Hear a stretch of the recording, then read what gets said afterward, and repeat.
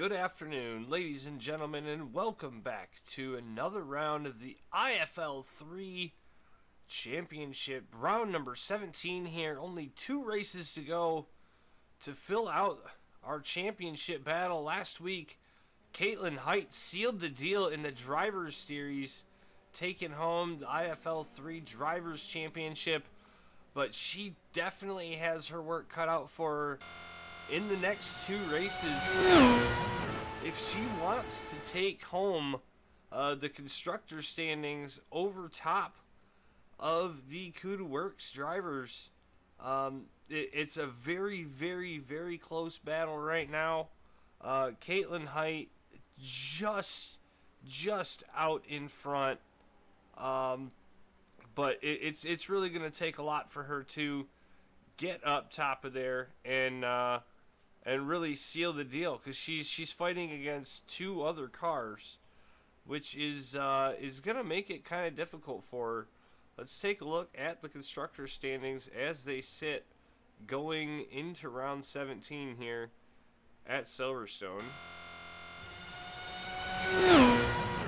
Caitlin Height with the RSR Esports currently ahead of the Kudu Works team by 2 points. Now, Caitlin Height currently at the top of the speed charts here in practice, but Julie Redmond, filling in for Matthew Stauflug, is currently sitting P2, and Matt Turner, second place in the driver's standings, is sitting P5. If they both sit there with Caitlin winning, they're still going to jump her in points. And she's going to need them to have a rough race next week. So the Kudu Works drivers could seal the deal this week, but it's going to be really tough for them, and they have to have a decent points finish going into next week. Let's take a look at what our race is going to look like this afternoon. 26 laps here at Silverstone Circuit, one of the most iconic racetracks in the world, and we're going to do a bunch of laps here. We watched a crazy and fantastic IFL 2 race here just yesterday afternoon, and we're looking to put on basically a better show here. We've got a little bit tighter of a points race going in here for the constructors. And honestly, the Lumos Esports guys, they're not really too far out of it. Alex Gutenek is there up in 4th. He's proven that he puts his points up there. Weston Epps is part of that team as well. So there's quite a bit that that'll go into this whole points chase, depending on how things go this afternoon. But currently, Caitlin Height sitting at the top of the board, just where she needs to be to start this thing out. She had a rough race last week, and she's going to be really needing to just capitalize and gain those points. And the pressure's off for the Drivers' Championship for Caitlin Height, so Caitlin doesn't have to worry about it. The pressure's gone. She's got that sealed. Now she just needs to drive and be consistent and do what she does best and win races, and hope that maximum amount of points that she gets is enough to top out what the Kudu Works guys get. So it's going to be really, really tough for her to seal the deal. Kudu Works has really come back in the last half of the season and stepped up, picked up some points, and really put the pressure on her to make it to where she doesn't take both of them. But it's still pretty impressive what she's done with just a 1-car team this whole season. Hasn't had any help. It's just been her. So pretty impressive run she's had. She's got that F3 championship, and looks like we got Danny O'Keefe taking up 2nd place right now. So splitting Julie Redmond down to 3rd, but a big gap here.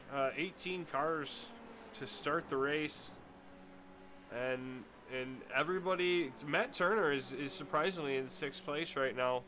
But this is just practice. We're just about to be done, so a lot of drivers starting to hop off track and get ready for that qualifying run. 25 minutes of qualifying, they'll probably get maybe 3 runs in to warm up their tires.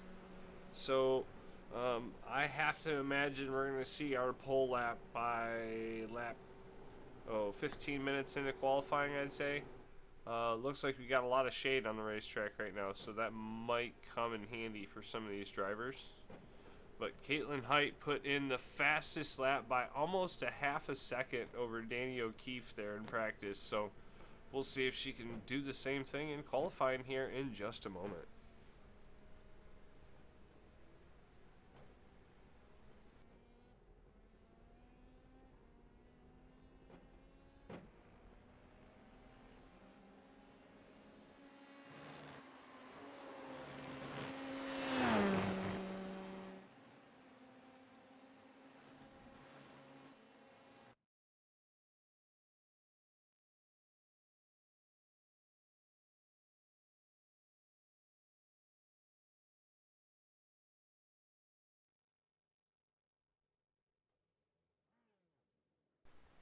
And just like that, our qualifying is going to start.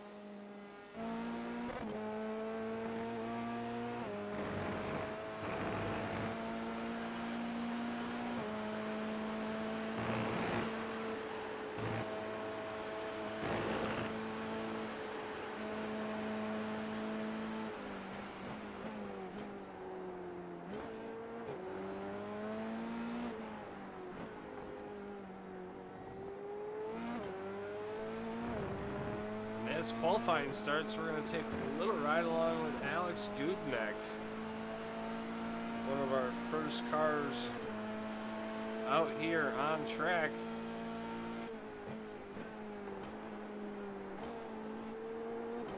He's proven to be fast. Can he get himself on top of the board and stay there? He had a pretty decent run in the F2 division yesterday.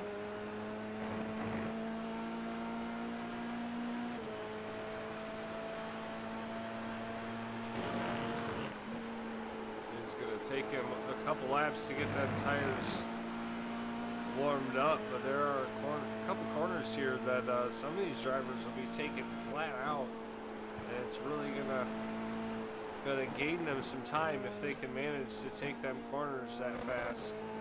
So we'll be seeing possibly some fairly large gaps in today's race as it progresses. Just because some drivers taking different lines in different ways through the corners that just allows him to carry a little bit more speed than the other guy, and that really can equate over some of these long straightaways.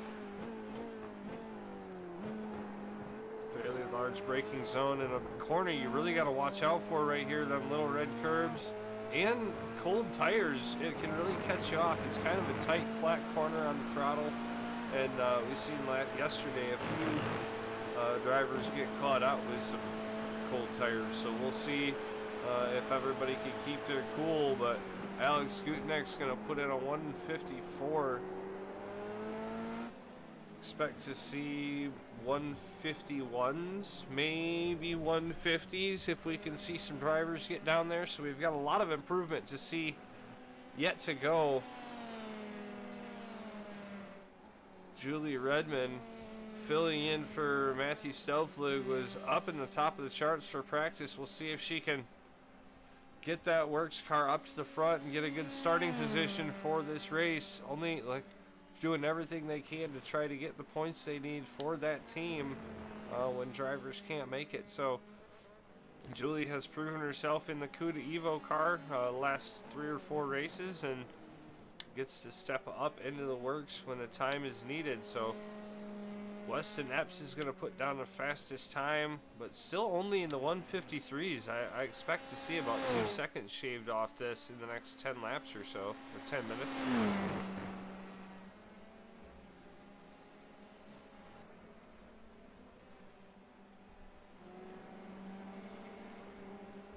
There is Matt Turner. Had a really rough late race last week. Almost had it in the bag. Had just a couple incidents on track that ended up allowing Caitlin Height to seal the deal, but he's here trying to keep that constructor's title alive. He's won 3 out of the last 4 races, so don't count Turner out from the win just yet. Even though he was about 6th fastest in practice, he definitely has race pace and good racecraft that goes along with it, that puts him in the right position at the right time. So we'll see Matt Turner battling with Caitlin Height hopefully here towards the middle of the race. But Caitlin Height's still not on track. Now on track, but looks like we got almost everybody, about 22, 23 drivers coming in for the race today. So a nice big field for the F3 division. And Matt Turner's going to come by and start his first flying lap.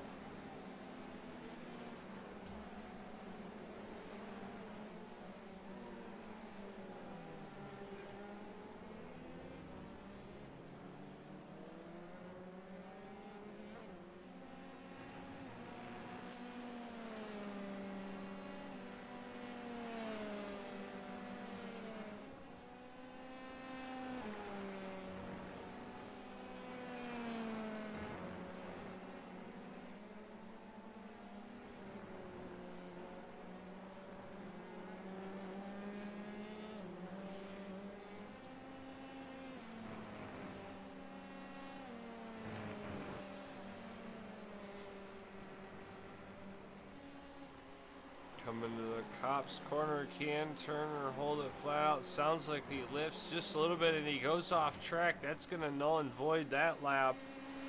He's going to have to go. Alexander Shanna clocks in P3 right now.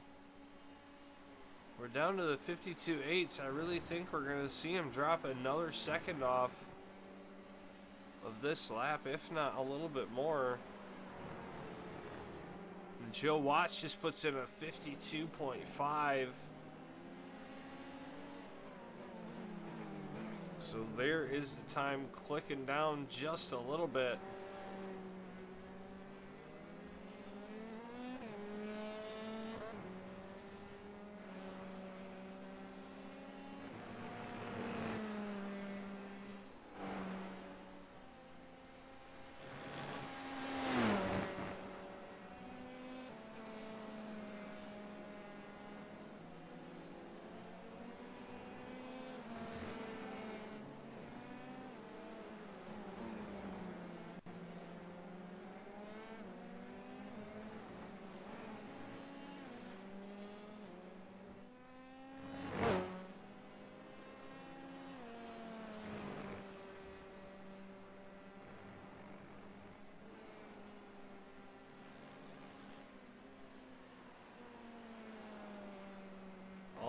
eyes on the number 55 right now. Can Height put it on top and give herself the best advantage going into turn number 1? She needs the fastest lap, and she needs to win, and she needs the safest race. She needs all the points she can get in order to take home this Constructor Standings.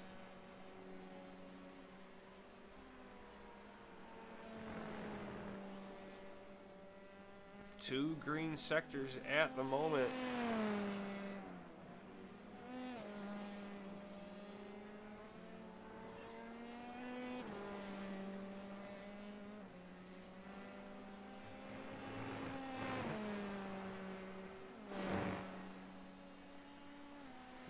P9, 153.8, so we'll see what Height has got. That was the first lap. Joe Watts currently sitting at the top of the board with a 152.5.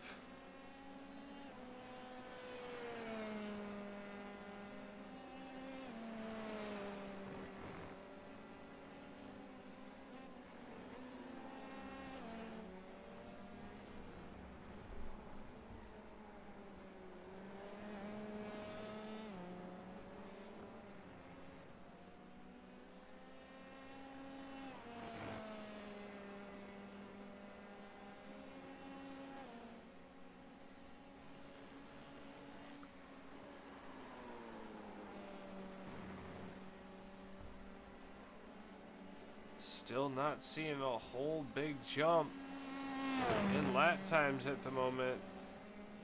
So Joe Watts still sitting fairly comfortably. Even Cristiano Scheckman, his fastest lap was a 152.985. So almost 4 or 5 tenths off of the pace. So Joe Watts is really showing some pretty good pace, and looks like he's trying to do something with his tires possibly there. Not sure what that strategy was, but he's got a purple sector inside there, so he's trying to break some draft out of, I believe that was Caitlin Height, which is right behind him, who is got 3 sectors right there. She moves up to 4th position, so Height on a tear at the moment.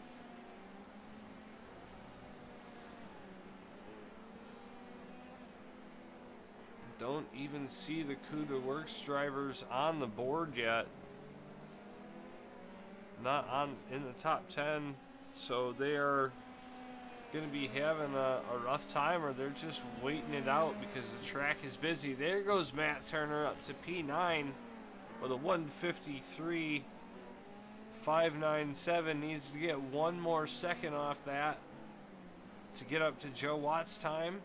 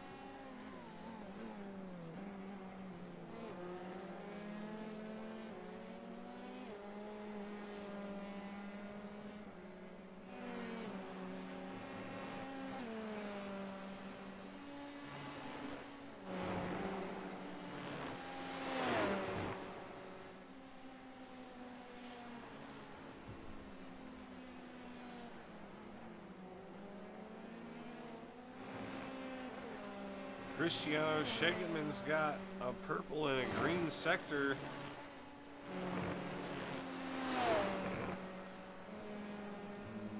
Looks like he went through. He must have gone off track, because we are not seeing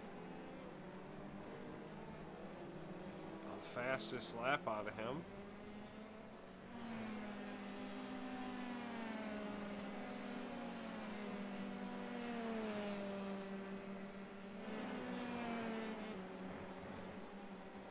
Looks like we got about 21 drivers in the paddock right now. Seth Davidson,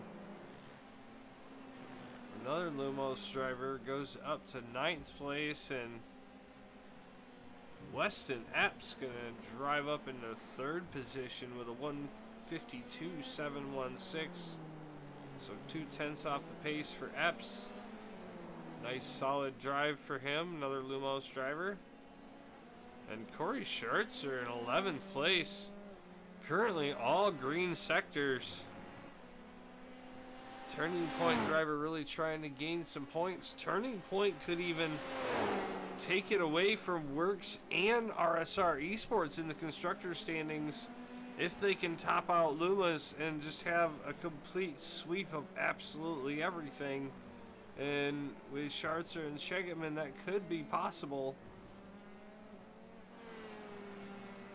But it looks like he goes to 7th, and Matt Turner gonna top out Caitlin Height in 4th with a 152.8. So we might still see some 51s if these drivers can really push it, but 52.5 seems like a great lap for Joe Watts, as he's still sitting out front as we are halfway through qualifying, as we see Matt Turner is gonna retire back to the pits. Height still out there pushing, currently P6, and it looks like about 3/10 off of the lead that Joe Watts has set down.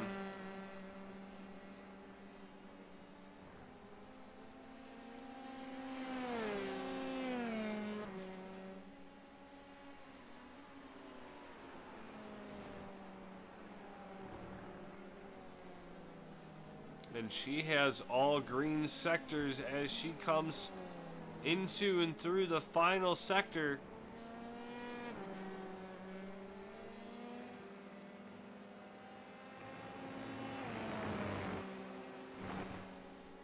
And with a roaring lap, Caitlin Height comes down with a 152.007. Almost down into the 151s. And that's going to be provisional pole for Caitlin Height. What a lap. Almost a half a second faster than Joe Watts' time. Matt Turner will be looking to answer that coming up very shortly. Drivers getting out on track right now might have a chance at 2 more runs. We'll have to see how that goes, but theoretically you could probably get 2 runs in there if you only do 1 quick lap under that time. But it takes about 3 or 4 laps for these cars to get their tires heat up, and you see 2 fast laps is almost 2 minutes. So with only 15 minutes or so left to go, you really need to think, what am I gonna do? And then when you get down to 7 minutes to go, you're like, well, I can get out there and do 1 lap and just put everything on the table and hope I don't spin out with cold tires, or I can go out there and spend 2 laps warming up and get a good 4-lap run in there before your time expires. So it's going to be all dependent on that. With 7 minutes left to go in qualifying, Caitlin Height still out front of Joe Watts, Danny O'Keefe, Weston Epps, and Cristiano Schegeman.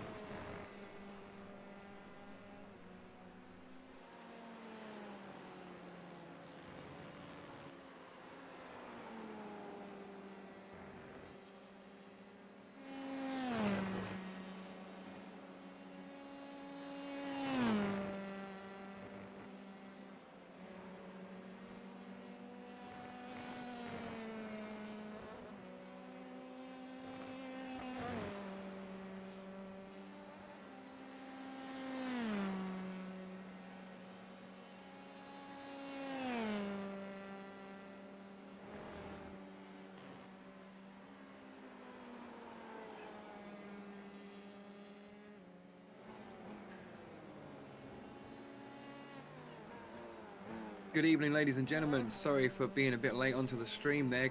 Glad to I can join my my man, Mr. Rob here. But yeah, it's looking like a tight session already, isn't it? I mean, we've got the usual suspects up the front already as we dial in the last 5 minutes of this session. But yeah, Joe Watts having an absolutely fantastic, and O'Keefe bang on the pace again, and Shegetman knocking in purple sectors right now. So I do think we're going to have some more position changes as we see this one. Lots of personal bests from lots of these guys at the bottom. Western Epps having a good lap. Danny O'Keefe having another good lap. Turner on a personal best. Shegetman absolutely smashing it as we see someone go wide there. Nice view there of Turner coming through the last complex there. Super committed this track. Definitely one of the more complicated tracks of the season, this one, especially for these Prix guys. It's a nice, long, full distance F1 track. And obviously these have only got 250 horsepower, so they're going to be looking to make the most of the exits on all of these corners just to keep their pace alive. As you see, the fighting yesterday was absolutely crazy as we dial in the final prize scoring positions that the IFL has got to offer. Namely, in this series, if you've probably already talked about it before I've been here, the Constructors fight, which is still pretty much wide open here, and it's very close between the top two teams. Very, very, very, very close. Yeah, we did kind of go over a little bit of the Constructors fight.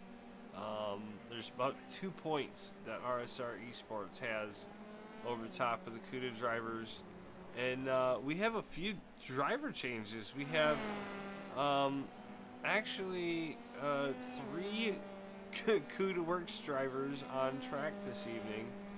There is Matt Turner, Julie Redman, and Stathis Kokororianis. Difficult to say that one, isn't it? Definitely a roll of the tongue, that one. I've gotten used to it being next to him in the broadcast booth, but no, so we've got 3 CUDA Works drivers on the field tonight, and I'm not exactly sure what to say to that. No, that's definitely unexpected. It's kind of like what we saw with Turning Point last week when they had 3 of the same paint job cars actually on the field themselves. So we'll have to follow this and see where this goes. But now CUDA Works has 3 what I would kind of consider powerhouse drivers in that paint. They're trying to get some points. I'm guessing 2 drivers thought they were filling in for Matt Stelflug at the same time. Yeah, I mean, we saw the confusion that we had, obviously, as we died in the last few minutes now, the confusion that we had the previous week did actually turn out to be exactly what you just said there, an error between one driver covering another one getting that information and one not. And yeah, that was just how that turned out, and obviously we ended up with far too many drivers on the grid. But yeah, I mean, it was all about people turning up and racing, having fun, as we see Buddy Boggs there smashing in a purple middle sector. I don't think we've seen him on the track for a little while, have we, Buddy? I'm sure not. I'm sure that we've had a whole bunch of races without him on the field, either F2 or F3, I'm sure. You have to correct me if I'm wrong there, but I'm sure we haven't seen the name of Buddy Boggs for a while. I do feel like he was maybe on the road for work or something for a while, because yeah, you're right, it has been a while since we've heard of Buddy Boggs, maybe round 7, 8, but usually he was up, battling for 6th, 7th, 8th position. There's quite a few really, really fast drivers here in the F3, and it amazes me how stacked this field has become with just super fast drivers. So we'll have to see how Buddy Boggs stacks up coming back, but he's usually been a fairly clean and fairly competitive driver here in the IFL. That's it. I mean, we've seen him have a couple of bits of bad luck as well, as we see a couple of more drivers there absolutely banging in purple sectors there. Cristiano Shegetman had a pretty good race in the F2 yesterday, looking to maximise his weekend in the IFL with another couple of purple sectors, as Western Epps is looking on a smashing lap as well. They've got some fast times tonight, haven't they, at this circuit? Do we know what the track temperature is? Yeah, and Shegetman actually goes to P2 with a 152.191. Just 0.2 slower than Caitlin Height. But yeah, we do actually have a little bit of track temperature here. It's actually not too bad. 74 degree track temperature with a 74 degree ambient temperature. So it's not a super hot racetrack. It does have a little bit of warmth in it, but these guys should have enough grip throughout this session as long as they don't overheat them tires. That's it. It just depends on how much you're willing to push in these opening stages.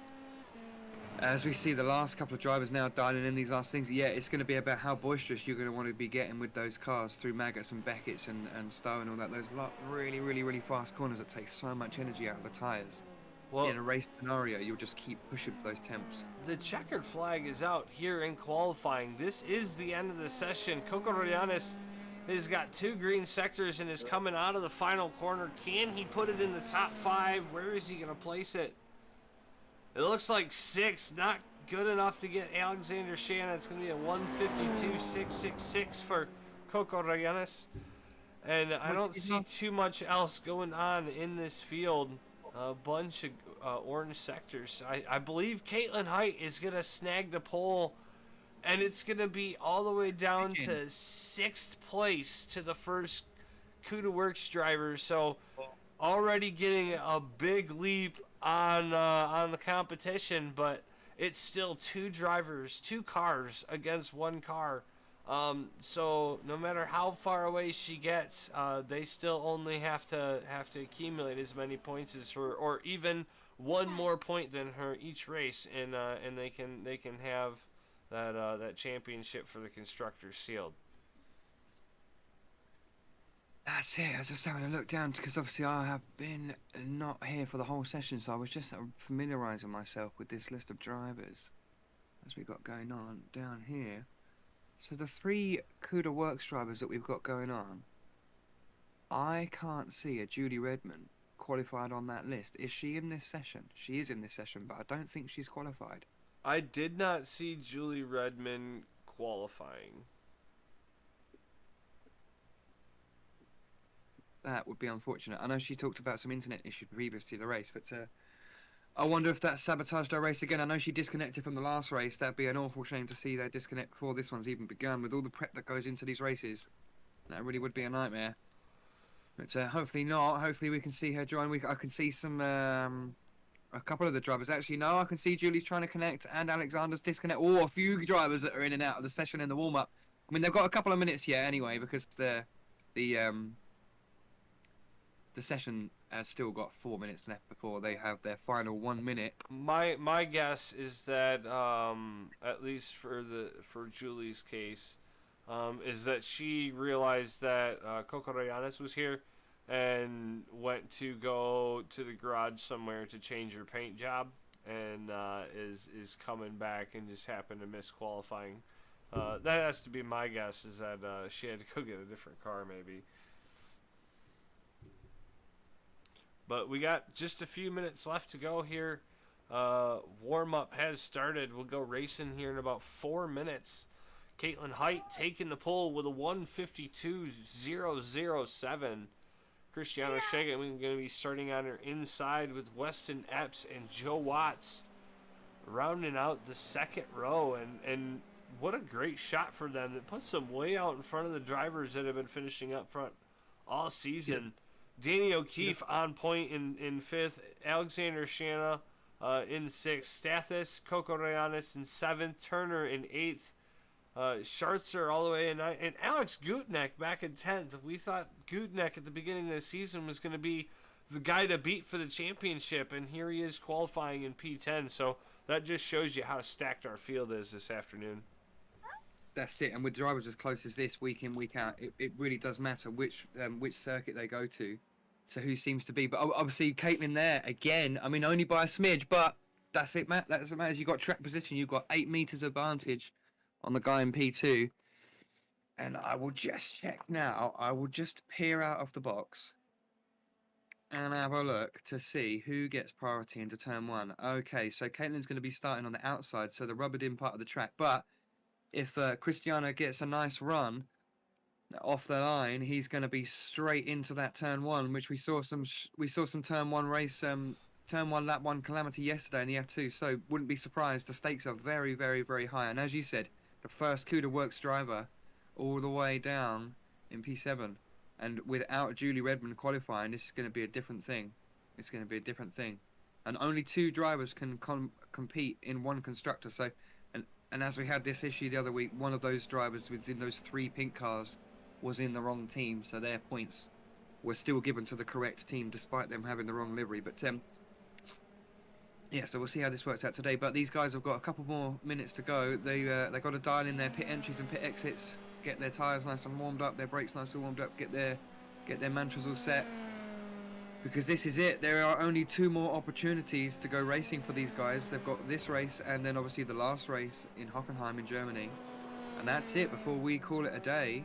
Oh, as we see a spin-a-rooney there into one of the more difficult parts there. You've got to get that corner absolutely nailed. It sets you up big time for the straight coming after that. But yeah, nice grid to see tonight as well. Nice 20 drivers on track. Should be in for a really, really, really exciting race. I'm looking forward to this, Rob, as always.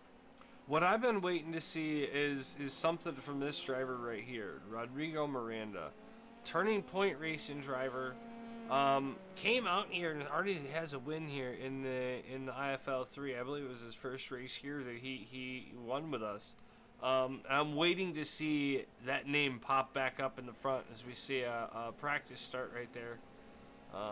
But yeah. I'm waiting to see it. We haven't really seen the front runner performance like we did in that race, but we know he has the pace because that wasn't just a circumstance. Like, he was there when the problems happened, so we know he's got pace. We just gotta see him take it, and we're hoping to see that in the next 2 races because Turning Point really needs all the points they can get right now. Yeah, with all these feisty drivers on track looking to gain maximum points in the last couple of rounds before we call it a day for this season. There's only just a few more corners and moments of racing laps left to go as we see warm-up finish, and that's it. The drivers have now got literally 60 seconds to gather their thoughts before they pull into turn 1. This is going to be crazy stuff, but yeah, it's a difficult field to get through. If you're out of position, or if you find yourself out of position or things like that, it's just going to be so difficult to make up positions. I think everyone's going to be super fighty today, and they had a messy race last time out, didn't they? Belgium was absolute heaps of fun in all sorts of ways, but hopefully they have a slightly cleaner race today as we take on the penultimate round of season 2 of the IFL 3 campaign. It's been a pleasure working with you guys, especially you, Rob. It's great to take to the booth again as we see Shegerman waiting a long time there. Yeah, it's been an awesome road here working with the IFL, doing these broadcasts. These drivers really put on a show, and working with you, Lewis, we really get to put that show to life for the fans, and I believe that's everybody gridded up. I think we're about ready to go racing. Yeah. Maybe one more driver. And Caitlin Height is going to try to lead them down into turn 1. And there it is. Getting ready for the lights. Lead us away, Lewis. This is it. Just a few to go. Oh, Caitlin gets an excellent run. I think she got the jump there on Shegerman. She's going to have a nice clean sweep into turn 1. Already getting heat from Epps behind, as Watts is storming through P4. He's already got O'Keefe slipping back there. Wasn't quite as boisterous. Stathis and Turner are already side by side in this race in position, but Caitlin's looking like she's pretty much got away with this. Couple of 2 or 3 wide there. Oh, this is looking crazy stuff, but so far we are looking clean at Silverstone as we go through the more difficult. We've got a pink car off in the background, but I don't think it's collected anyone. Oh, we got a spinner. Is that one of the Talbot livery cars there? Yeah, that is. I think that is Stuart Gibbons, unfortunately, and Miranda is all the back as well. She's had a moment there, but I think all the drivers are away clean. I don't think any damage. We still got side by side. Oh, Shegerman trying to push Caitlin all the way. Oh, no! Oh, that was absolutely crazy. He lost control right in front of him. That's going to be an absolute moment because Epps was looking absolutely crazy for that race. He had a good position there. Watts had him all the way around. Oh, and we got the other one as well. In 2 corners, we've got 2 Lumos cars backwards. That's crazy. Sympathy spins there. Oh, and there goes Cristiano Shegerman. He goes off. What? Did I miss that? I was already looking in the drone cam somewhere else. No way. Caitlin's running off with this. O'Keefe in 2nd place. We seem to have missed a few things. Is this Shegerman coming back on with a damaged car? Whoa, we have to get a replay of that. I'm sorry, my guy. I missed it.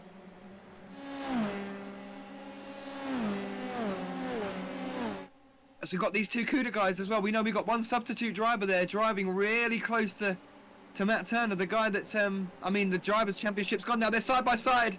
Oh, it all looked fair there, though. Those guys look like they were giving each other plenty of space. I shouldn't imagine they're going to fight each other too hard as Turner swaps there with Kokoroyanis.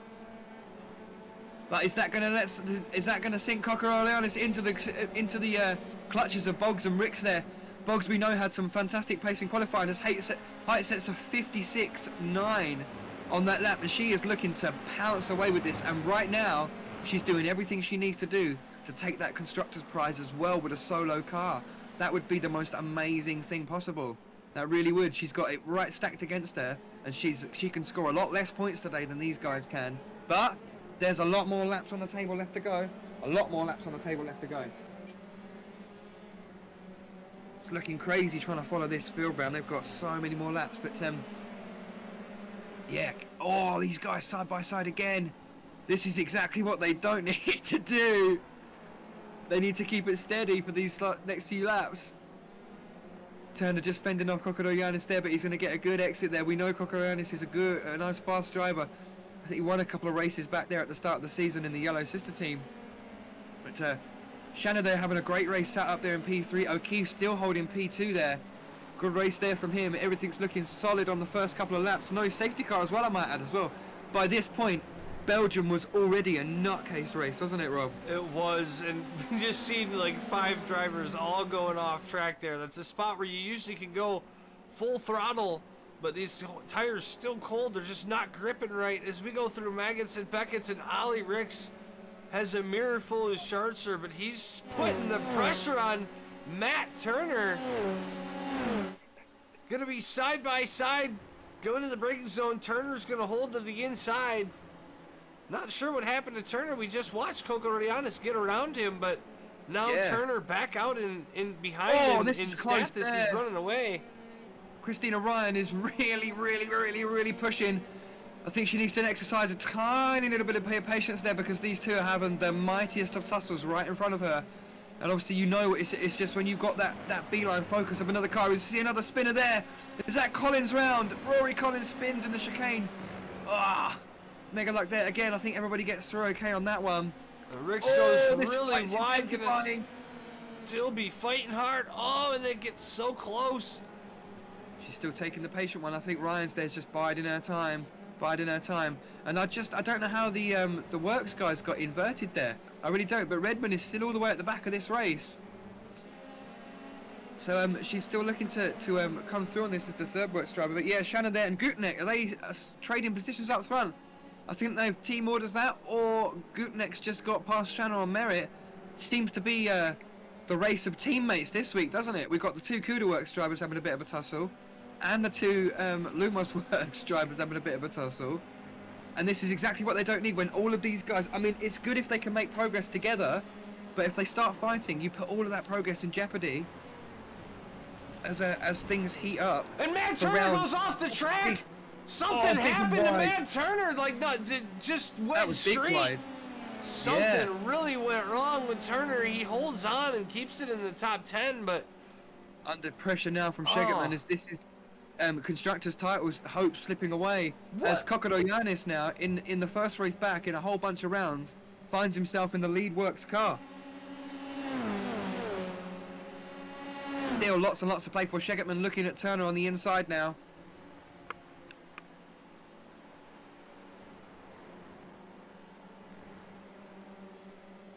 Just as that's going on, still a big battle back here with Ricks and Ryan.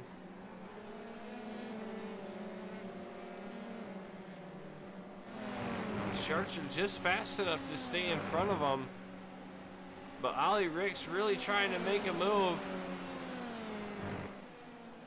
Nicely done. A little bit of choppy, but gets it done. Scharzer holds on.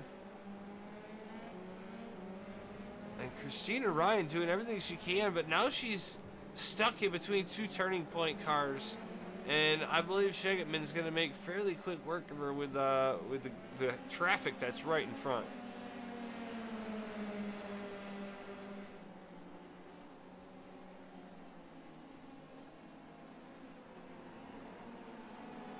Sorry, they just had a bit of a technical issue there, but right in the middle of this intense fight as Christina pushes Scharzer wide. This is crazy because obviously Shegetman, we know he had a little moment there, but I don't think he took any damage from that because he's coming straight back into the fight here. But they're going to have to be again. Team, it's looking like team again, isn't it? You've got this same thing between two pink cars right there, steady. Oh, there was a very, very, very slow car there. Was that Collins getting out of the way all the way a lap down? Oh, is that Buddy Boggs? Was that Boggs or was that Collins again? That was Buddy Boggs. He went spinning off the track there. I lost track of that guy's race. I'm not sure what happened, but that is Boggs. You're right. It's awful to see him at the back because he was setting purple sectors. He is having looking like he's going to have a great weekend there. But the place is still incredibly tight. Incredibly tight. And now we got Shegetman and Scharzer side by side. Shegetman's going to allow him to take the line, but yeah, these two battling, it's going to allow Christina Ryan and Ollie Ricks to get away.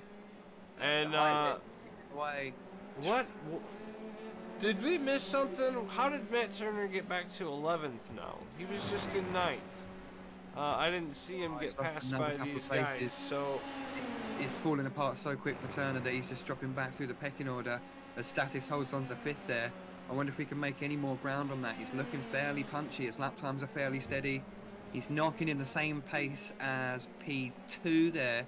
Not quite matching Kate as she does everything. Scharzer shoves it in there real close with Christina Ryan. They're going to be side by side. Oh, they give each other racing room. They do. Plenty of space here, plenty of space given. She's just got an excellent run there. And she's just going to seal this off. I don't think that purple car in front is going to be close enough. Yeah, easily done. But there's a lot of teamwork going on today, isn't there, Rob? There's a lot of teams trying to work together. And I feel like Matt Turner's just kind of out of sync with that right now as these guys are all trying to work in pairs. You've got Gutknecht and Shanna working as pair. You've got Shegetman and Scharzer. That obviously Shegetman's a little bit out of position, working together again as we see Shegetman past. He's going to make that advance now. He's trying not to let Christina get away, as she's obviously going to try and make her way back through the pack there. Some scenes going on down in Silverstone. You can tell the nature of this race, can't you? It's just things are absolutely heating up. It's just yeah, absolutely crazy. Oh, what? Oh, I thought Ollie Ricks went off track there for a second, but it was just out of camera. Great battle for 6th, 7th, and 8th place right now, and something happened. We're 3 wide. Shegetman thinks better of it. Oh, Christina getting around. Oh, it's getting really close and really tight. Someone's going to have to give. Ollie Ricks is starting to feel the pressure. Yeah, this is a big sandwich, isn't it? And we know Christina got a bit messed around in the last race, so she's looking for a clean one today. She's getting hefty right up in this fight, but I think she's just managed to gap this slot now. I mean, she definitely must have been sweating after all that, thinking about the last race, but it's looking like she's just managed to break away from that. As we see Height banging in another purple lap, but O'Keefe not too far behind. I mean, she's not fully escaping as we see these two teammates having a good old fight. Oh, a bit of grass there for Shegetman. Scharzer manages to get through again. This is definitely not what they need to do on a weekend where constructors points the key. Crazy stuff. The Lumos guy's doing really well now, sitting there in P3 and P4, just holding station. They inverted positions a little while ago, and they're just managing to hold that station. No other signs of fighting since then. That I guess they'd just be on the radio, just get those points home. There's a lot of points sat there, the largest amount of points as a single team as things stand right now. But yeah, and Kokodoyanis there, I think, is looking a little bit punchy as he set. Oh wow, Kokodoyanis dead in line with the same pace as the leader, with Caitlin set a 53.078 and Kokodoyanis with a 53.079. Absolutely crazy there, Rob. Yeah, Stathis is on the move in the number 5 or in 5th position. We haven't seen him for a few races. He was racing in a Kuda Evo car last time we seen him. Hopped in here to fill in for Stelflug and doing a great job. Had a great start of the race. Was given a lot of room to other drivers, and now he's up here in 5th. just kind of drafting and chasing down the Lumos drivers. They've got another 19 laps to go, so it's still quite a long race here at Silverstone. Got a whole pit stop to worry about. Everything seems like it's been fairly self-collected and off the track, so I'm not really seeing a chance of a safety car. So the only thing he's really got to worry about now is maybe hoping that these guys come into the pits a little early and he can get a little bit of an overcut on them, or maybe just coming into the pits and getting a better stop and maybe splitting them apart or something like that, and being able to get a little bit of an advantage. But if he can get these two, that's a podium position once he gets by the Lumos team. Oh, I think we've had a bit. I think we've had a moment. I can hear some absolute insane things. I think we are looking at, was that Schartzer and Shigerman? We just had some absolute insaneness there. I don't know if we're going to be able to catch a replay of that, but we definitely weren't watching it. Something kicked off, and I'm not even sure who that was, but there was some very harsh words there. This is Cristiano Schegemann passing Corey Schartzer just a moment ago. There. I believe. Not really much to see there. Yeah, I definitely heard something about someone running into somebody on a straight. But it might be right here as Schegemann tries to go past Ollie Ricks, maybe? See if this is what we're talking about. Maybe. That was very close. I don't... Everybody seemed to get away okay, though. That seemed... both drivers maintain position, unless that's just not what we're talking about, but maybe. But tempers are flared tonight, that's for sure. I mean, these guys are absolutely giving it everything, and one mistake's going to mean a couple positions, we know this. Height still storming away there. Let's see what we've got action-wise going out on the track. We were just trying to cop that accident there, so see if we missed anything. Just catch up now as Ryan seems to be storming up. I wonder if she can materialise a better race by the time we get up to the, I mean, this is lap 8 of 26, so plenty to go, still plenty to go.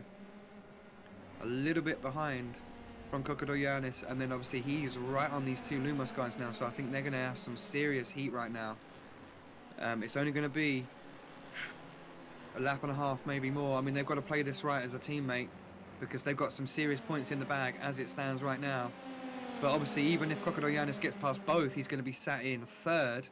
And Caitlin's still going to pull some mega points on those Cuda guys today, because Turner's currently sat out of the points. So he's got an extra good line there. Stathis was getting an excellent run through Magus, Beckett and Chappell there. This is looking fighty, but obviously we know that these Lumos guys, they're getting a draft from one another. So, but Stathis already got the draft as well. It's not going to be long. Not going to be long.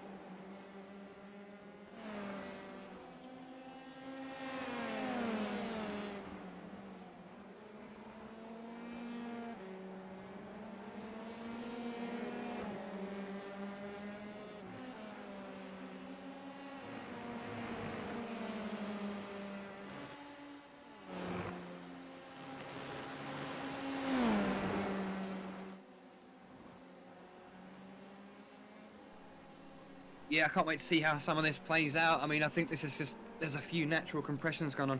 And this is the kind of racing, I've mentioned this before a few rounds ago, this is the kind of racing that I really enjoy watching, because you just get to see pace against pace, really what each driver is doing. Do you know what I mean? You just get lap after lap after lap of consistent pace. Oh, is this team orders? Is there a bit of inversion going on there? Oh, let's see how Stathis plays this. Oh, there's not much of a gap there, guys, to be playing teamwork in front of another car without making it hurt you. He's just straight away going to have to be on the defensive here. So is this because Gutenek might be a better defensive driver than Shanna and might be able to do a little bit more to hold Stathis off a little longer? Or is this just because it allows Shanna to possibly get away while Gutenek fights with Kokodoyanis?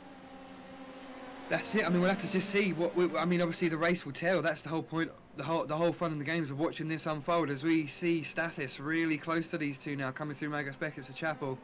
Superb track this. I mean, it's a horrible car to go through, horrible set corners to follow through those, but not massively downforce reliant these cars.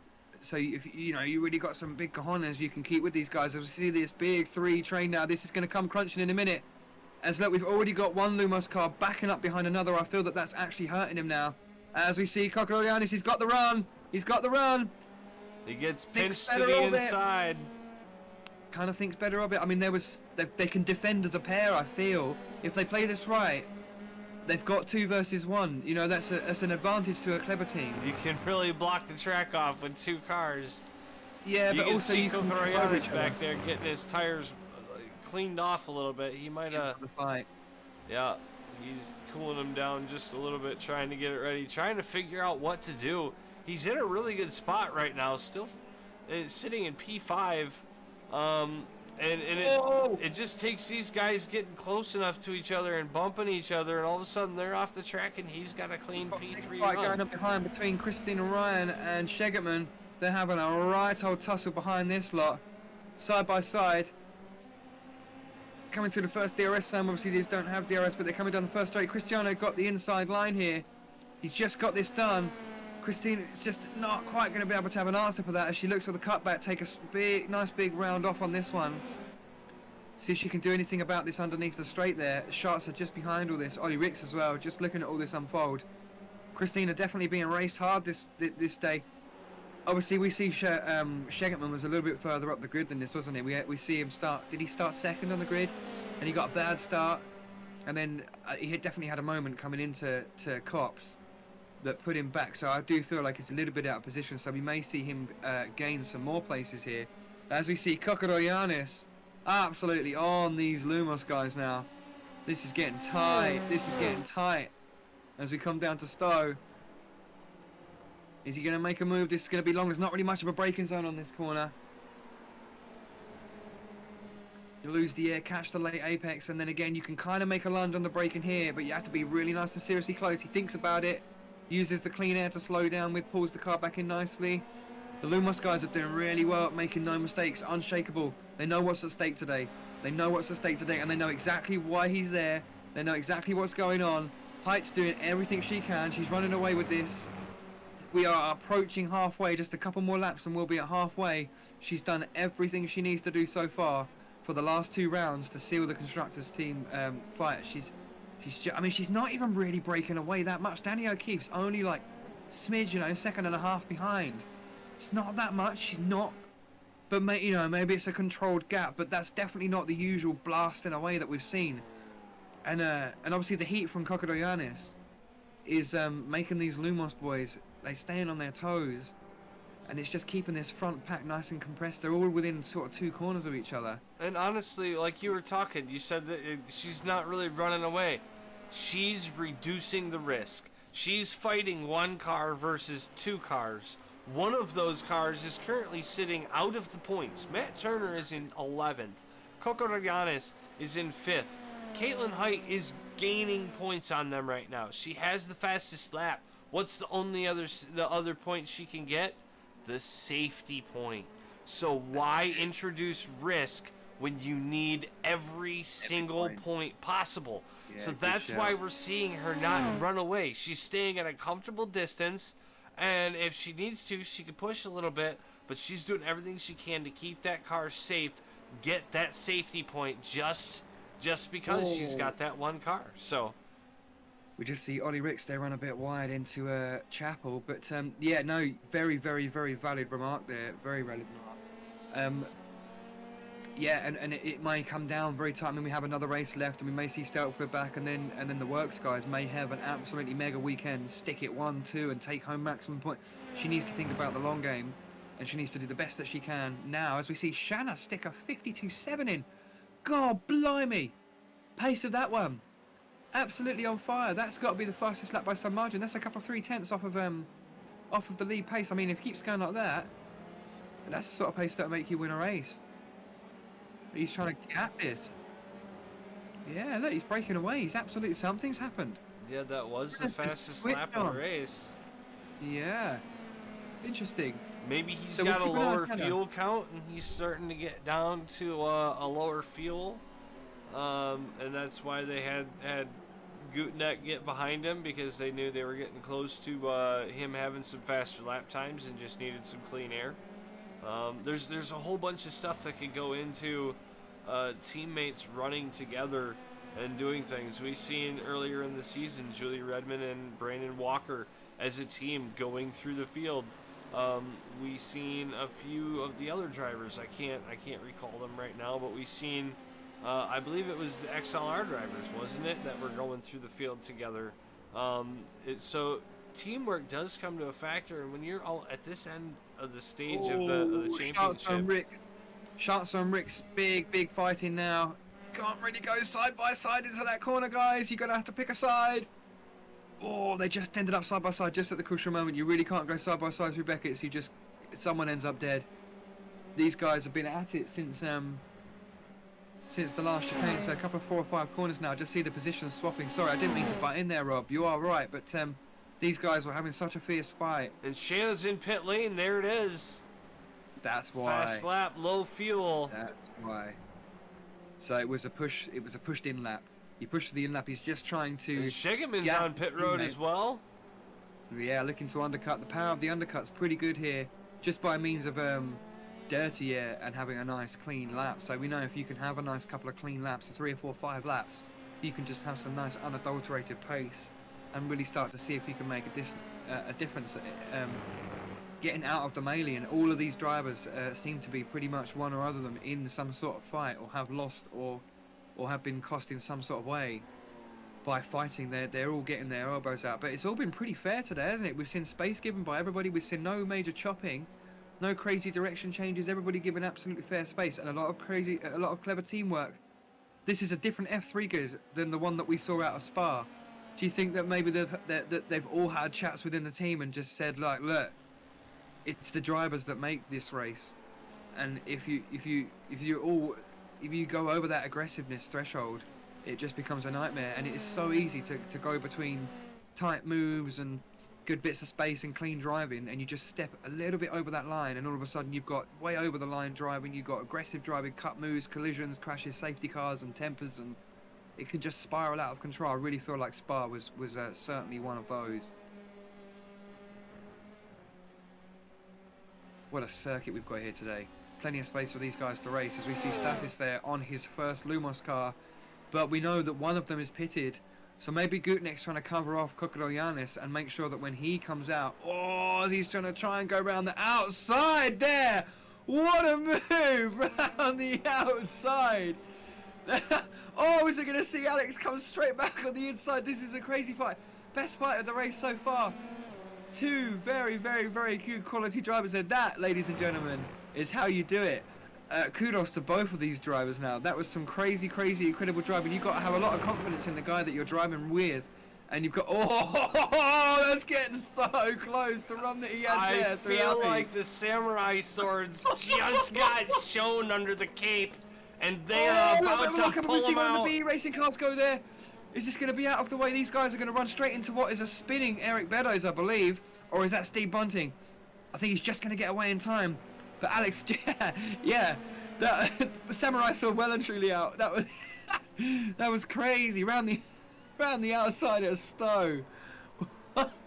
Oh, he spun again.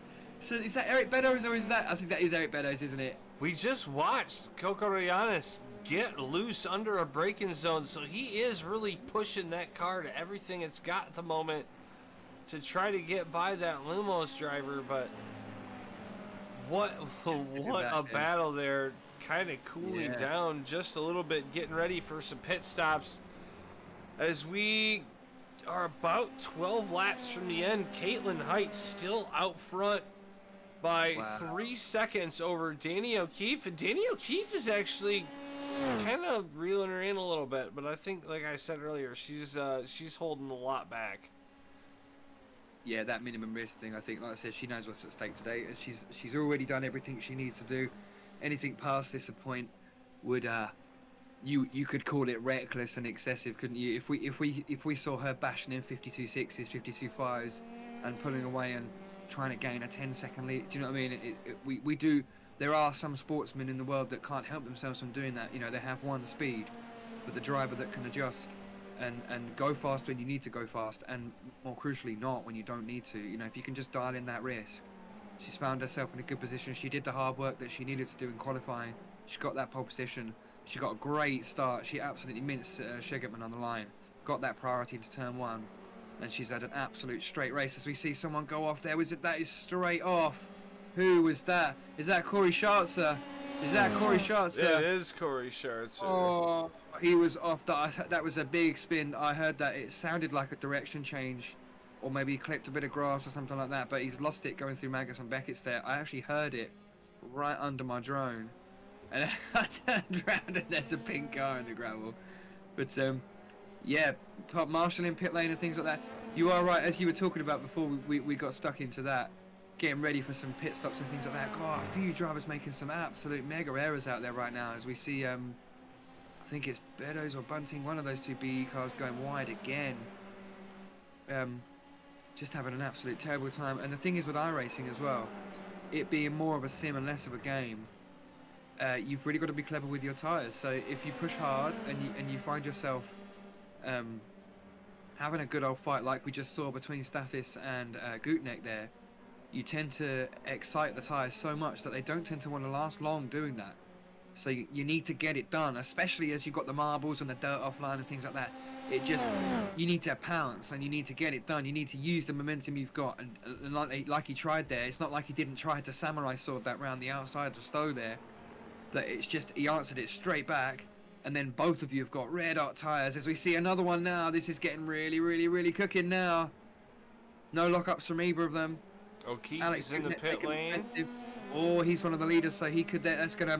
Caitlin's got to think about that. She's got to think about that. Try to undercut Caitlin Height. Oh, these guys.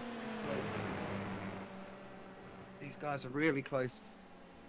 And I really feel like these Lumos drivers are somewhat holding up Coco Royanes. So I feel like Danny O'Keefe is really going to be hard pressed to hold Stathis Coco Royanes back when he gets there.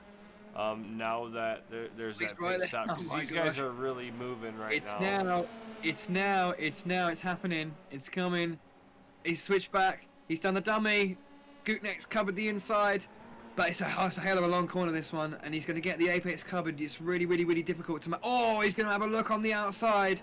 Difficult place to put your car. Is he going to do it on the outside again? He's got the great run coming out of the corner. They're going to be side by side. Oh, this is going to be nuts going down into Stowe. Is anybody going to give? This is a full throttle corner. Into Cop, sorry, my bad. Oh, just thinking better of it. The thing is, there's such a risky corner. When you've got no braking zone, there's no opportunity to sort of outdrive your rival. And the same here as well. I see him looking, but you know, you can't really do anything. It's just so close this now. You cannot go side by side through Magus, Beckett's and Chapel. The speed you have to lose to go side by side is just sheerly unacceptable from both drivers. You know what I mean? You'd have to lose a good 40, 50 and miles an hour. This is going to be it. This is it again. He did the on the outside. Can he do it again? We know he's going to try. Gutknecht there. I don't know if he's got the tires, man. I think the tires are gone. He's going to have a look up the inside. No, Gutknecht's bailing out. Into the pit lane. All right, this is Coco chance. He really needs to push now. Oh, wow. Because we all know the undercut doesn't really work. It takes a couple laps for the tires to warm up.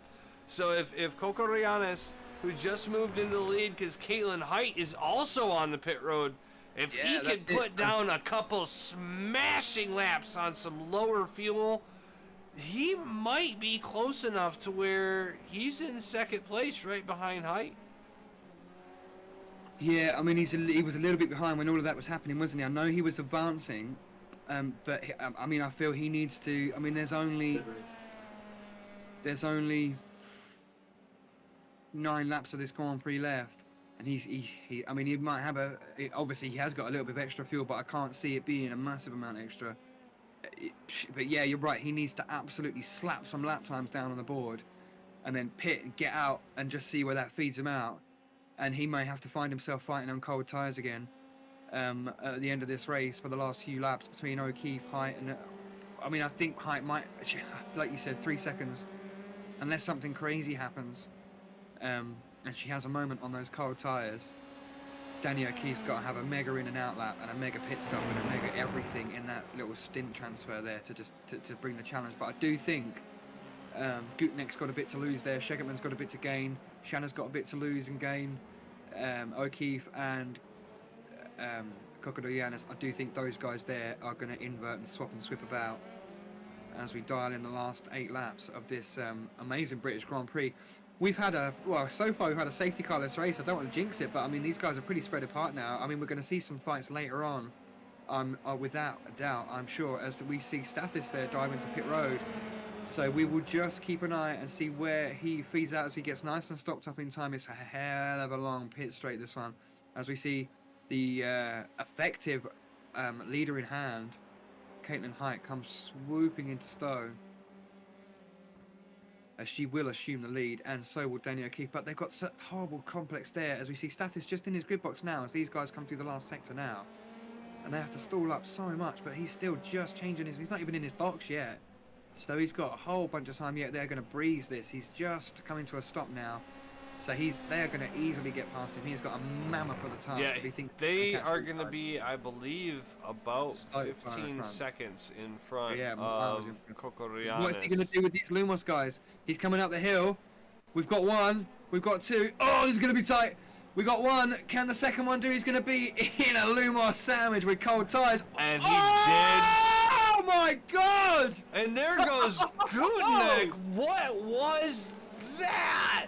That was a pure loss of control. And then Stathis spins out! Oh, was that a chip of the wing now? I think it was. It was. It touched wings. No! Oh, no, he seems to have got it back on.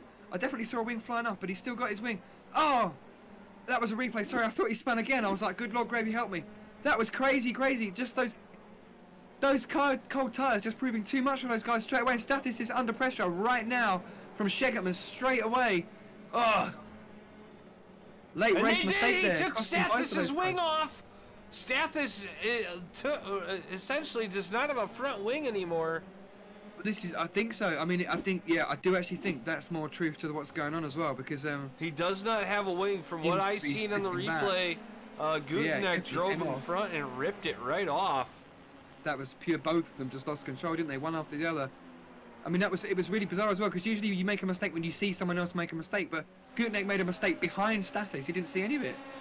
And oh, this is tight now. Stathis is just losing one place after another. I think he really is hurt after that wing. I think he's going to have to come to the pit lane and get a new wing. No. And that's going to cost him about 50 seconds, which is going to put him down to about 17th, 18th position. And this, and that just shows you, ladies and gentlemen, that on round 17 of season 2 of the IFL, we've got 20 drivers here, and they really are not that far apart. They really are not that far apart. I mean, they're probably Gutenek is in the pit lane. He's going to be pitting for that damage that he had there. So Shegerman picking up the pieces, Ryan picking up the pieces, Rick's picking up the pieces, Miranda picking up the pieces. It looks like Gutenek and Kokodoyanis are both going to pay heavily for their each and individual mistake there. It's just a shame they came together, because they both made... I mean, I do feel like Gutenek's floor may have been broken during that incident anyway, because he did absolutely clam that curb. I see what he did. He came back into turn 3. He just flicked it a little bit hard, trying to get the optimal line, as we see Stathis and that trying to get their new wings now. He just tried to get the optimal line, and it just flicked him across the circuit too far. He caught a little bit of grass, which just sent him spinning, because you're right in the middle of a braking zone. And then he slid sideways over a sausage curb. So he smacked up in the air on that sausage curb. So I do not doubt that the underneath of that car would have been absolutely trolleyed. So regardless of the little tap there with Stathis, which again absolutely unavoidable, they were both front on, weren't they? One incident led straight into another, and again Stathis' one was actually after Gutenek's one, and that's it. You make a mistake and it costs you big time. As we see Stathis now, is that fed him out into P12? So just outside the points, and that's exactly what they didn't need. That's look who's made her way into the top 10. Julie Redmond started at the back of the pack and is now up to 8th position. And with Gutenek and Kokodoyanis having that issue, that also moved Matt Turner into the points, but only into 10th position with 1 point racing for that final point with Corey Schartzer here right behind Julie Redmond. So a really tough break for the Kudu Works drivers, but they are in the points. They are scoring some points. Not as many as they'd hoped. They got 6 laps to get, try to get a few more points out of this if they can. But right now they're just in salvage mode at this point. Yeah, only 6 laps to go. I mean, I don't think there's going to be mad. I mean, Shegetman seems to be having a much better second half of this race than the first half. It kind of slipped away from him there, and it's just kind of come back to him. He's managed to, like I said, he was probably sat there, honestly, P7, wasn't he, before all that happened? So had some good fights today. I think Ryan's had a great bunch of battles today. She had both her and Height got a bit beaten up at Spa, didn't they? We had some words in the paddock after that race, and a couple of the F3 drivers had a bad taste in their mouth walking away from round 16. But today, I feel like all the things that needed to be redeemed from all the things that happened in race 1 have been redeemed. I don't think Matt Turner's had the pace today. I'm really not sure what's gone on there, but I just don't think he has had a legitimate answer to anything of what's gone on today. I don't think we've made major mistakes. When I look, Matt Turner is showing 12 off tracks. So either some crazy stuff happened in front of Turner and he drove off track to avoid a bunch of stuff, or he's just really been struggling this afternoon. I mean, even then, you have a couple of moments. Shegetman and Redmond and Miranda. I mean, Redmond's come back from last, so she at some point will have had to have overtaken Turner, and will have had to have moved past that. So yeah, it's I just think he's a little bit off pace right at the end of the season as well. I mean, obviously maybe he'll have a better race in Hockenheim next weekend, but I just don't think he had the actual out and out pace today that the other couple had. But yeah, O'Keefe as well, absolutely smashing it. I like this as well because O'Keefe seems to be consistently getting quicker and quicker and quicker. So when he first came into the league, I mean, I think he must have had a couple races where he had a bit of bad luck, but we didn't see him have that absolute out and out killer pace to run up there. I mean, we see him have a couple of lucky races, couple of unlucky races, but just over the last sort of 3 or 4 rounds, he's consistently moved further and further up the grid to the point now where he is held second off. He's had an absolutely unmolested race, so there's been no chance to fight Caitlin in front, no chance for Shanna and Gutenek before obviously his unfortunate mistake there to fight for that second position, and he's just been sat there in lonely old second place. Ultimately, you have to be there legitimately, because we know that everything going on behind, they're not stupid. They're really trying to crack on with this. Now, how do you feel sitting in Danny O'Keefe's place, knowing that you're giving it your all, you're having a good, clean race, you're really rocking it, and the driver in front of you is the champion, and just kind of Sunday driving around here? What does that do for you? Do you try to follow around to see what kind of line is going on, or I mean, overall that she's not pushing. She is getting to low fuel, and Shanna still has the fastest lap. So we're not really seeing anything really fast come out. Still a tenth off of Shanna's fastest lap. So if she really wants that extra point, she's really going to have to push. But yeah, right now, I believe everybody's got an off track. Currently Caitlin Heights still only one off track for Caitlin Heights, so still in that spot for the I'll tell you what I am seeing, what you guys are seeing on screen. Danny O'Keefe's closer now than he's been all race.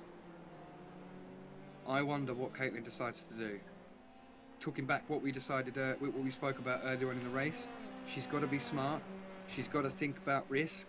She's got to think about points. I mean, obviously, that extra point, she's going to lose 8 points if she doesn't, 7 points, 7 less points finishing in second place. So, and that surely is worth the extra point that you'll get for a clean race if it means staying in front. So, but I do think Danny O'Keefe now, I mean, he's got 4 laps to do this, and that's a sensible kind of gap.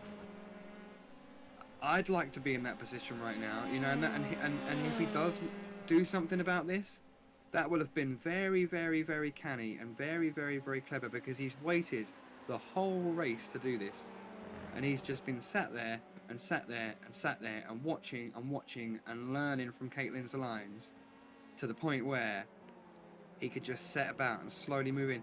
Either that, or she's going to keep him at arm's length, and this will be the lowest the gap ever gets, and she will sail home to take the British Grand Prix victory. But O'Keefe, I feel, is definitely having a bit of a charge now. Yeah, I can't see him letting it go. He sees it getting... Fastest lap there. Fastest lap. Sorry, I got excited because I was hypothesizing things in the previous lap that then came true when he set the purple sector. He is really trying, and I can see the body language on Caitlin's car there. She is really trying to throw it around these corners and get away from him.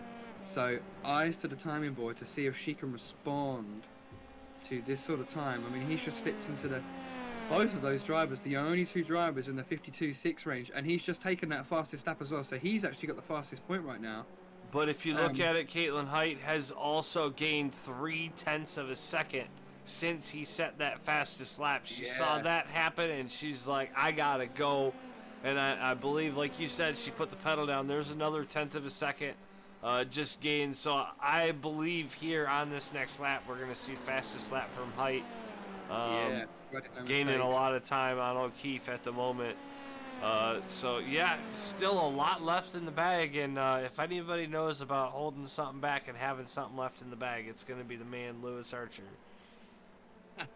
Yeah, well, I find it. I mean, I call my experience. I call it from races of old through the 80s and 90s. Like, the more races you can watch, the more experience you can see. Just more men and women go over these decisions and be in these pinches. And my favourite example of what Danny O'Keefe is doing now is one of my favourite drivers, Nigel Mansell. He used to do this. He would know that he had leading pace, but what would be the point in exciting that pace and throwing yourself at the race when you know that there's a long afternoon ahead of you? And he would sit there just a couple of seconds off the lead, and then 5 or 6 laps before the end, he would absolutely ignite and then just throw down some unanswerable pace, which I just don't quite think that O'Keefe's going to be able to do. I mean, that seems to be the sort of trait that exists within Caitlin Height. As you just see her then, we weren't wrong, or you weren't wrong. She was going to set that purple lap. She's just set a 52.5. Is the ability to adjust your pace. So she was running at a set pace that you're comfortable with running, and if the situation changes, you can adapt your situation, which means that, she's probably winning for a large portion of this race. She's been in the lead with a fair bit of comfort there, and she's just, like I said, when she can just peel off a lap half a second faster than the previous one, that is what I would say, keeping O'Keefe at arm's length, which, if you're O'Keefe, you've got a decision to make now. You can keep fighting and think, no, I'm really going to try and answer this one back. Or it does actually almost become quite disheartening. You think, damn, I was making good progress there, and they've just broken the wind in my sail. But yeah, it depends on who you are. It really does depend on who you are. I mean, I'm very relentless. I just tend to think about my own game and really, really, really just try to let the other competitors and what they do not affect what I do, and just rotate laps of a circuit, because that is really the success, isn't it? This is what worked for Caitlin on the races that Matt Turner's won. This is what worked for him, just rotating laps of this circuit in an undisturbed manner, whilst everybody else is nudging and touching and banging, and less than optimal pit strategies because they've had a little clang and things like that. The more variables they introduce to their weekend and the less variables you introduce to yours, it's a recipe for success. Let's see the lap times now. Let's see if O'Keefe can make a bit of a dent in this. A 52.8 to a 53 flat. She's gapping him. This is arm's length. Penultimate lap. I think she's done it. She's done everything she can. And Shanna just comes over the line now.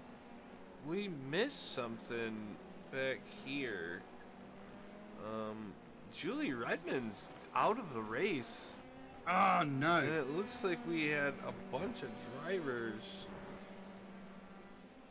pass. Take a look. It looks like Nick Marshall had an incident. Oh, did we have a Clumbo bang? Let's keep an eye on this Warpack racing car. Not sure if it was around Nick Marshall or not. It's just had a bit of an incident there. Oh, that happened. But yeah, I mean, we know that Redmond had some internet issues. I'm assuming that's why she didn't qualify again. She didn't qualify last weekend. But I know that reason. But yeah, Height there just rounding their corner. So she's now into just a few corners to go before she enters the last lap. This is exactly what she needed to do to keep that keep the constructor spot alive. I mean, she's still, even at this point, she'll take the 25. What happened to Matt Turner? Ooh. We see a pit. You said he was on 12. Did he get a drive through? I wonder if we see him get a drive through there. We come right to within the last couple of laps of the race now. That's usually what it is when you get really close. I mean, that would just turn his weekend from bad. I mean, he was on the fringes of a couple points there, 1 or 2 points. It looks like he went off track. He's having some internet issues, so not able to see the replay, but he did go off track, and that brings him down to 14th position as Caitlin Height takes the final lap. White flag is in the air. This is going to be it. She's got 1.6 seconds over Danny O'Keefe now, and Alexander Shanna fitting really comfortable back up in 3rd place in that podium spot. Yeah, he likes them podiums now, doesn't he? He's got a bit of a feel for them now that he's got used to how it feels to have that podium glory. You can't keep him off the podium now. I mean, we did see a little bit of an inversion there between Shanna and Gutneck, so at some point during the race, and we know that Gutneck is no mug. We know that he's a super fast driver, so maybe Shanna there is just the experience that he's had in F2. It's just made him that little bit better. He's just managed to get the slight edge on his teammate today. We know that Gutneck was right there until he had that little mistake there, and you know, those are the types of mistakes that you absolutely kick yourself for, because they're all on your own and you do it all to yourself. The same with Kokodoyanis' mistake there again. It just must have seen something in his mirror, a little flicker, momentary lapse of conversation, and you yourself lose control. But as Caitlin comes through Maggots and Beckett's and Chapel for the last time, this has been an incredible race. This has been fantastic to watch. Absolutely clean, from lights to lights. She has had it absolutely 100% the whole race to herself. Pit stop strategy perfect. No interference from behind. Danny O'Keefe had a good pop there. Keep her honest. You know, there's always someone running you to the line in the IFL. You never get to run away with it. We've got a good quality field here. Shegetman losing out just on the line there, but I think he's managed to recuperate his race all the way back up to P4 there if he could consolidate this over the line. But Caitlin Height comes around the last few corners now, misses the sausage curve on the outside, the death curve, to take one of many wins for round 17, British Grand Prix of the IFL. This is crazy, crazy stuff. And she takes the fastest lap when she does it as well. So she takes that extra point on the last lap with a 52.3. So she's really hunting for that Constructors. I mean, she's still on the back foot there because we've still got multiple drivers against one driver in the next round. So she's got to do the same thing again next week, and she will take maximum prizes. O'Keefe with a mega podium there. Shanna also with another mega podium there. I think it's going to take a lot to get him off now in the last race as well. Shegetman bringing it nicely all the way back up to P4 from that disaster piece to start with. Ryan having a nice clean race there. We see her getting in a good bunch of fights there, finishing in P5. Ricks P6 there. I feel like he had a couple of moments in the middle of that race again. Nice middle points to get. I think it's 12 points, something like that. Miranda managed to get all the way back up to P7. I feel like he had a moment early on in the race that we may have missed really early on, as we see him right down the back. So P7 is good there as well. Scharzer had some altercation with his teammate. We had a lot of team fights going on today, so he's finished P8 today. Gutneck P9 just inside the points, even though he made his mistake, so good recovery there. Again, side by side with Kokobrianis for 10th place, again another point there, just to round out a couple of drivers that made mistakes and still come through to score points. Stuart Gibbons there in P11, just missing out on the final point there. Collins having his early race spin, he may have been just inside the fringe of the points there if he hadn't done that. It just shows you that it's tight grid. One little mistake, and yeah, it costs you the earth. It really does. Turner all the way down in 13th there. So if that was a drive-through or whatever he did to make that mistake happen, or whatever his necessity to pit there, it's ruined his weekend there, as he is the lowest scoring of the Cuda Works drivers. Davidson down in 14th there. Marshall in 15th after we see him just taken to the grass there a couple of laps ago. We see him make a couple of costly mistakes there. Joined up. Once you ruin these tyres, we know that they don't come back and you have to pit. In P16, Beddoes in P17. Redmond out, so I can only assume that internet issues, because again we missed it again. Watts in 19th, and Epps is out. I think he's been out for quite a while, which is a shame because Epps had pretty much leading pace. But it just shows you, there's a lot more to it than that. You've got to be skilled. You've got to be fast. You've got to have a portion of luck. There's a whole lot that goes into having a good race, and that's what makes it unpredictable and fun to watch. But I've really enjoyed that. Really enjoyed that. Mega racing from our IFL 3 grid, and we've only got one more to go. I can't believe that. One more race to go. I'm already starting to feel sad about that, but I will just hold on to that thought and then really try to enjoy the last round, because it's been an incredibly successful season for that lady there, Caitlin Hyatt, that's for sure. And she didn't even start at the start of the season, is she? She started round 3 or something. Well, so a couple races after, yeah. There's going to be some very tough luck in the garage, because Caitlin Haidt did exactly what she needed to do today, which was score maximum points. Safest lap, or safest race, fastest lap, and the win. She got the full 27 points, and the Cuda Works drivers only managed to squeak by, with Stathis Kokorayanis coming back in 10th position. So 1 point for the Cuda Works drivers, 27 for RSR Esports going into the final race at Hockenheim Ring. That means that the Cuda Works drivers are going to have to overcome, I believe it's a 23 or a 24 point deficit in the final race. That's a punch in the stomach, that is. I mean, it's still, as I said before, it's still really hard work for Caitlin, even if she has a fantastic race. If a pair of Cuda drivers have a fantastic race, which they had in Suzuka and Imola, they had pace together, she's just really got to work at it. She basically, if they both have a fantastic start to the race and they both sit up there high in the race, there's nothing she can do about it. She can win the race and get a whole bunch more points, and they can come second and third and still bring it. But yeah, she's just done absolutely everything she can to minimize the chances. I mean, that's got to be the biggest punch in the stomach to the Cuda guys. Just maximum damage. She didn't finish second. She finished first. She did get the safest race, so she did get the fastest lap. So, like you said, 27 points. That is really trying to deliver the goods. And with the championship, the drivers' championship decided, you've got to wonder, has that taken some of the heat out of Caitlin's steam? Because she's won the title, but obviously by the display that we've seen today, none. She's still just as hungry as ever before. So, but it's great to see. It's great to see. I feel like that was a very clean race. We had a couple of little moments there, and a couple of drivers having very unfortunate accidents there, but no safety cars. And more importantly, that first couple of 2 or 3 corners there were absolutely crazy. A couple of 3 wide moments there. Drivers using great discretion, and yeah, I really think that this is setting things up great to have a good season 3. Obviously, we know we start that in February. As we look to try and get some of these drivers in to our booth now, we should have Height, Shanna, and who was the Danny O'Keefe. Let's see if we can get all those. We've got Shanna. I believe we have Alexander Shanna going to be joining us first, our 3rd place finisher, stepping on the podium once again.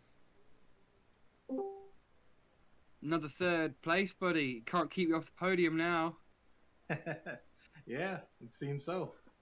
And that's it. It's once we said this before, once you've got the formula to win, once you understand, isn't it? Once you crack it, once you crack the code, and you know the things that really sort of make the difference, you think, if I just hang back here, push now, like that crazy in-lap, that was great. You inverted positions, and there was a bit of teamwork there, and very well played, sir. Yeah, it was definitely a team effort with me and me and Gutnick. Unfortunately, him and Stathis, when they both, I think he had just got his outlap done, and Stathis was coming out of the pits. They were right on top of each other. I think they might have had a little bit of a touch, and Alex had to go in because his wings. He said he felt some damage on it, so he jumped into the pits, and I would have liked to see him right there, right behind me in fourth place, but unfortunately, just it's the end of the year. Everybody's on edge, trying to get as much space as they can. It was a great race though. So I mean, you could see the body language on everybody's cars, and oddly enough, actually, we saw a lot of cars end up in the same area in teams wise. So you ended up side by side with Gutnick. The two pink cars ended up side by side. For a little while there, the two Cuda guys are side by side. You could see the teamwork at play, definitely. And it sort of Yep. just unfolded there as the melee got on. But yeah, really, really unfortunate for Gutnick there. He Yep. just flicked his car a little bit hard, didn't he, into turn 3, caught the bit of grass, and off she went. Yep. Yeah, and then the biggest thing was this week we practiced all week, all week, all week. We felt great, had a great setup. We're running, into the 151s, almost breaking 150s, and then we came out today and there was just no grip. It's almost like they washed the track beforehand and Oh, got all that rubber off of it, but we had no grip. We had to change the setup last minute. It was a oh. lot of last minute adjustments all the way down into warm up to try and just get the proper rotation, get the proper control, and we just didn't have the control that we wanted. Otherwise, I think we could have pushed it a little harder and made it a little bit more interesting up front.